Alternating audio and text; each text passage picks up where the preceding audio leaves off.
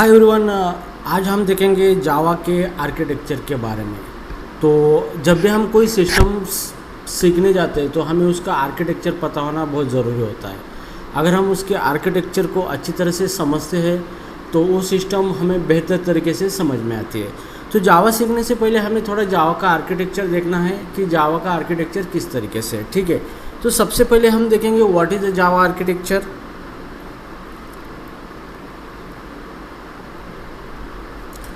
What is mean by Java architecture?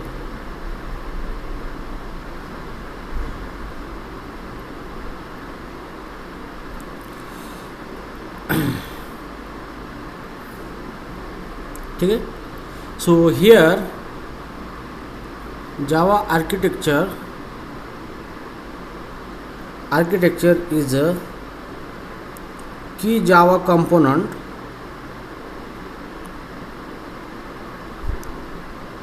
that work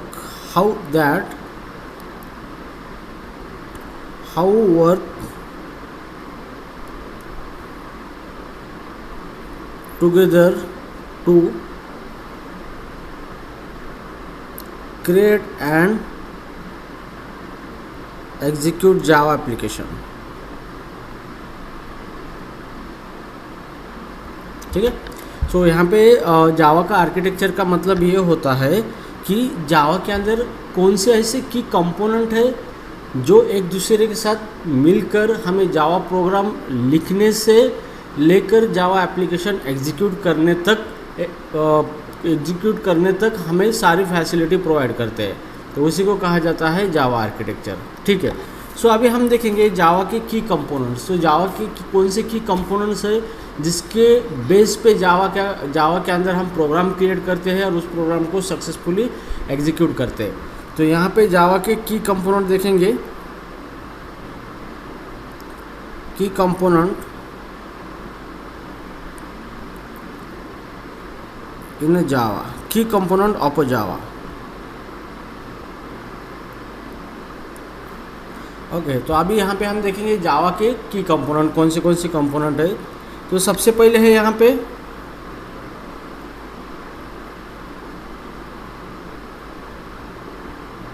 Java programming.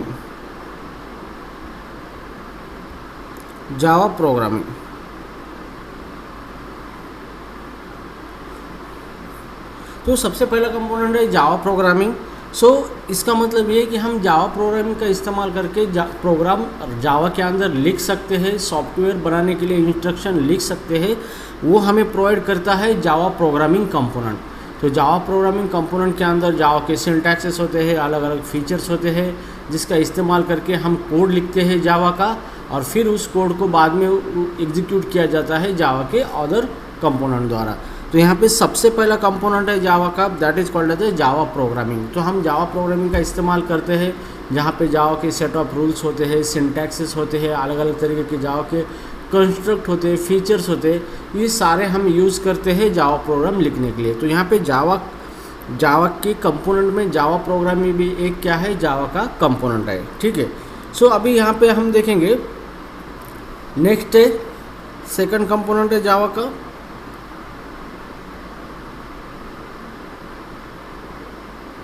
JDK। उसी को हम कहते हैं JDK, जिसका लॉन्ग फॉर्म है जावा डेवलपमेंट किट।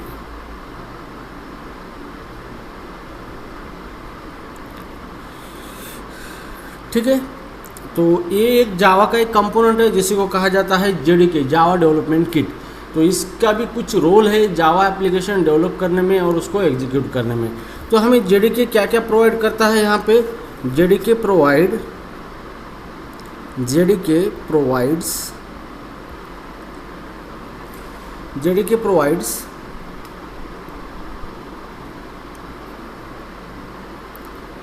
नंबर 1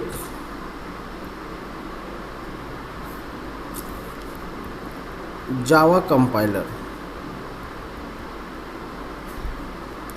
जिसे को हम बोलते हैं जावा सी। सो जावा के अंदर JDK एक कंपोनेंट है जावा का जो कि हमें प्रोवाइड करता है जावा कंपाइलर। सो जावा कंपाइलर का इस्तेमाल इसलिए होता है कि ये क्या करता है, जावा कंपाइलर जो भी हमारा जावा का कोड है उसको कन्वर्ट करता है, convert Java source code into intermediate byte code.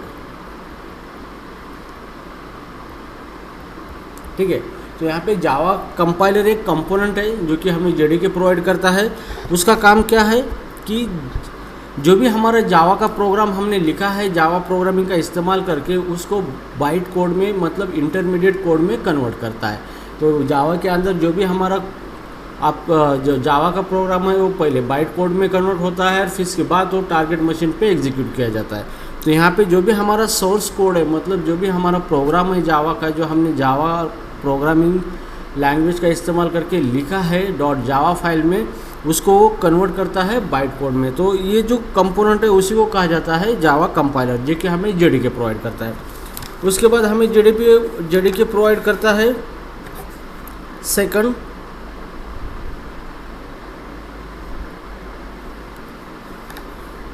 Java standard library.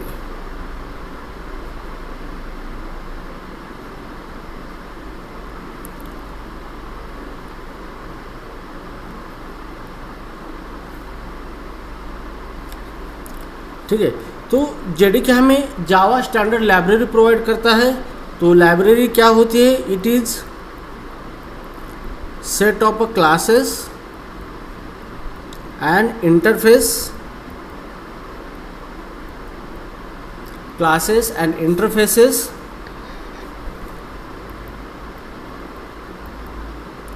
written for common task। ठीक है, तो जावा के अंदर जावा स्टैंडर्ड लाइब्रेरी, इसका मतलब ये होता है कि जावा ने कुछ क्लासेस ऑलरेडी बना के रखे हैं, कुछ इंटरफेसेस बना के रखे हैं, कुछ उसका इस्तेमाल हमें जनरल टास्क सॉल्व करने के लिए किया जाता है। तो ये जो स्टैंडर्ड लाइब्रेरी है वो प्रोवाइड की जाती है जावा डेवलपमेंट किट के द्वारा। ठीक है, तो यहाँ पे स्टैंडर्ड लाइब्रेरी हमें बहुत सारे क्लासेस, इनबिल्ट क्लासेस और इंटरफेसेस प्रोवाइड करती है, जिसका यूज करके हम हमारे एप्लीकेशन के अंदर जो भी जनरल टास्क है उसको कंप्लीट कर सकते हैं।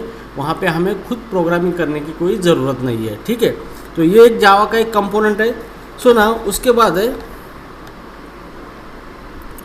Number third,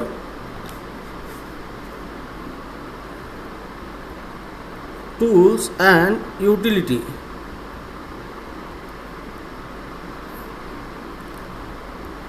tools and utility example Java doc, jar etcetera. ठीक है, सो यहाँ पे जेडीके हमें प्रोवाइड करता है कुछ टूल्स एंड यूटिलिटी हमें कुछ टास्क करने के लिए। जैसे जावा डॉक कमांड प्रोवाइड की है, एक टूल प्रोवाइड किया है जिससे हम डॉक्यूमेंट रिलेटेड काम कर सकते हैं। जार ये टूल प्रोवाइड किया है, जावा अचीव कहा जाता है उसको। इसके ज़रिए हम क्या कर सकते हैं, हमारे एप्लीकेशन को फाइनल पैकेज कर सकते हैं। तो ये सारे टूल्स एंड यूटिलिटी प्रोवाइड किए जाती है जेडीके द्वारा। तो ये भी एक क्या है, कंपोनेंट है जावा के अंदर। ठीक है, तो यहाँ पे जावा जेडीके हमें क्या क्या प्रोवाइड करता है? एक प्रोवाइड करता है जावा कंपाइलर, सेकंड प्रोवाइड करता है Java standard library and third provide करता है टूल्स एंड यूटिलिटी। ठीक है, so right now Java architecture में हम अगला कंपोनेंट देखेंगे। यहाँ पे थर्ड वन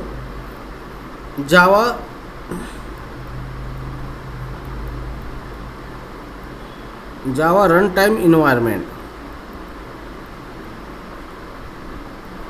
इसी को हम बोलते हैं JRE, इसी को कहा जाता है JRE, जावा रन टाइम इन्वायरमेंट। तो यहाँ पे जो जावा JRE जो प्रोवाइड जावा के अंदर JRE एक कंपोनेंट है वो हमें प्रोवाइड करता है, एक रन टाइम इन्वायरमेंट प्रोवाइड करता है। मतलब जावा प्रोग्राम एग्जीक्यूट होने के लिए सारी फैसिलिटी सर्विसेज जो टूल्स है सारे प्रोवाइड करता है ताकि हमारा जावा कोड सक्सेसफुली मशीन के ऊपर रन हो सके। तो इसके लिए ये JRE कंपोनेंट उसके लिए काम करता है। तो JRE भी हमें कुछ अलग कंपोनेंट प्रोवाइड करता है। JRE क्या क्या प्रोवाइड करता है आपको? जावा क्लास लाइब्रेरी नंबर 1,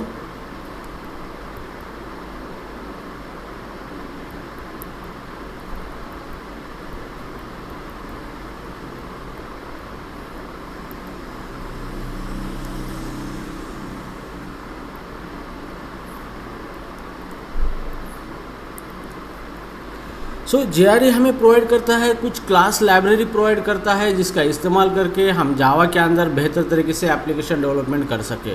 तो जेआरई हमें इनबिल्ट क्लासेस प्रोवाइड करता है, जैसे हमारे टास्क होते अलग अलग फंक्शनलिटी के हिसाब से। जैसे अगर हमें आईओ ऑपरेशन करने हैं तो आईओ रिलेटेड लाइब्रेरी प्रोवाइड की होती है जेआरई द्वारा। उसके बाद होता है नेटवर्किंग, अगर हमें कुछ नेटवर्किंग रिलेटेड टास्क कंप्लीट करने होते हैं तो नेटवर्किंग के रिलेटेड लाइब्रेरी प्रोवाइड की है ताकि हम ऑलरेडी वो क्लासेस इस्तेमाल करके नेटवर्क रिलेटेड एप्लीकेशन के अंदर फीचर इंप्लीमेंट कर सकते हैं। उसके बाद है जैसे डेटा स्ट्रक्चर, अगर हमें कुछ डेटा स्ट्रक्चर रिलेटेड फंक्शनलिटी चाहिए तो inbuilt data structure already provide किए हैं जेआरई ने। तो ये सारी क्या है, लाइब्रेरी है, हमें अलग अलग तरीके के ऑपरेशन परफॉर्म करने के लिए इनबिल्ट क्लासेस इंटरफेस प्रोवाइड किए गए। तो ये जेआरई क्या करता है, आपको क्लास लाइब्रेरी प्रोवाइड करता है, ठीक है। सो डेटा सेक्टर एक्सेट्रा, ठीक है। तो नाउ उसके बाद जेआरई का सबसे बड़ा मेन रोल है कि it provide Java run time environment, मतलब जावा प्रोग्राम एग्जीक्यूट होने के लिए जो चीज़ें चाहिए सारी चीज़ें जेआरई क्या करता है, प्रोवाइड करता है, ठीक है।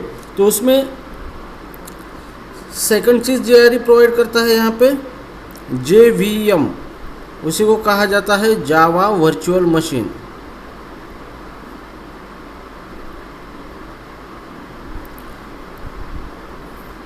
इसी को कहा जाता है जावा वर्चुअल मशीन।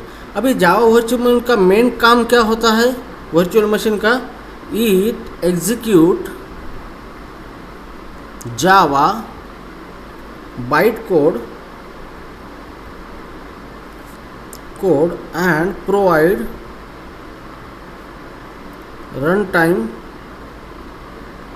environment, ठीक है।